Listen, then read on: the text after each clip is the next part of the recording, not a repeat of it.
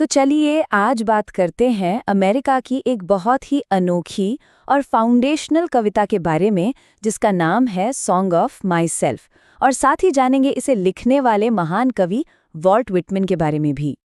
जरा सोचिए, कविता की शुरुआत ही इन दमदार शब्दों से होती है। मैं खुद का जश्न मनाता हूँ और खुद के गीत गाता हूँ। ये लाइन सिर्फ एक पंक्ति नहीं है, ये तो एक ऐलान है। इन शब्दों के साथ विटमैन ने आत्म जश्न का एक ऐसा विचार सामने रखा जो उस जमाने के लिए वाकई बहुत ही क्रांतिकारी था। और फिर देखिए अगली ही लाइन में विटमैन इस विचार को कितना बड़ा बना देते हैं। अब बात सिर्फ उनकी नहीं रह जाती, वो जैसे हर पढ़ने वाले को अपने इस जश्न में शामिल होने का एक खुला न्योता दे रहे हैं। यहीं से एक साझा अनुभव की कहानी शुरू होती है। तो सवाल ये उठता है कि जब विटमैन मैं कहते हैं तो क्या वो सिर्फ अपनी बात कर रहे हैं?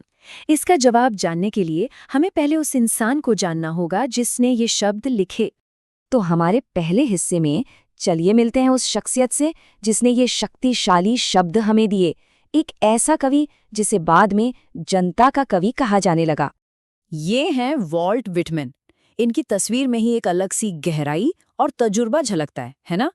उन्हें जनता के कवि के नाम से भी जाना जाता था, और ये नाम बिल्कुल सही बैठता है क्योंकि उनके विचार लोकतांत्रिक थे और वो आम लोगों की जिंदगी से बहुत गहरे से जुड़े हुए थे। और देखिए, विटमैन सिर्फ एक कवि नहीं थे, उन्होंने अपनी जिंदगी में कई तरह के काम किए। वो एक बढ़ई थे, एक प्रिंटर, एक शिक्षक और संपादक भी रहे। और तो और गृह युद्ध के दौरान उन्होंने एक स्वयंसेवी नर्स के तौर पर भी काम किया। इन्हीं सब अनुभवों ने उन्हें आम अमेरिकियों की जिंदगी, उनके दुखों और उनकी उम्मीदों को करीब से समझने का मौका दिया। अच्छा, अब जब हम विटमैन की जिंदगी के बारे में थोड़ा बहुत जान गए हैं, तो चलिए ये देखते हैं कि उनकी कविता का स्टाइल इतना नया और इतना क्रांतिकारी क्यों माना जाता था। कैसे उन्होंने उस दौर की परंपराओं को तोड़ दिया।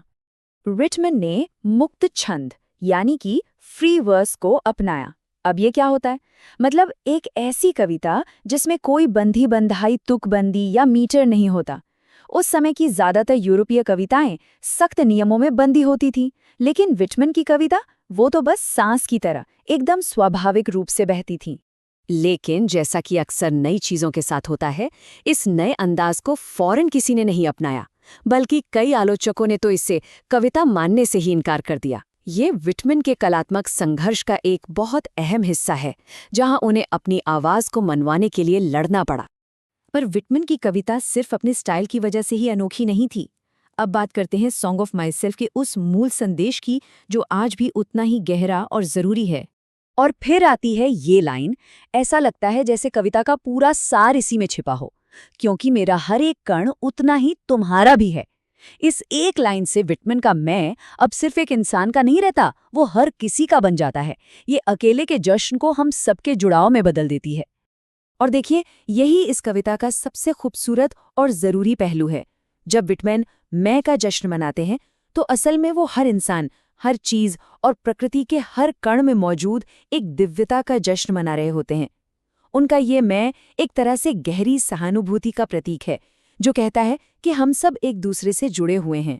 अब इतने क्रांतिकारी विचारों वाली कविता को दुनिया के सामने लाना जाहिर है आसान तो बिल्कुल नहीं रहा होगा। तो चलिए अपने आखिरी हिस्से में देखते हैं कि विटमैन के इस काम को छपने और पहचान हासिल करने में कितना लंबा और मुश्किल सफर तय करना पड़ा।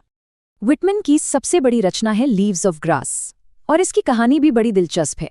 सोचिए, 1855 में उन्होंने इसे पहली बार अपने ही पैसों से छपवाया, लेकिन इसकी बातों को उस जमाने में इतना अश्लील माना गया कि इस विवाद के चलते उन्हें अपनी नौकरी तक गंवानी पड़ी।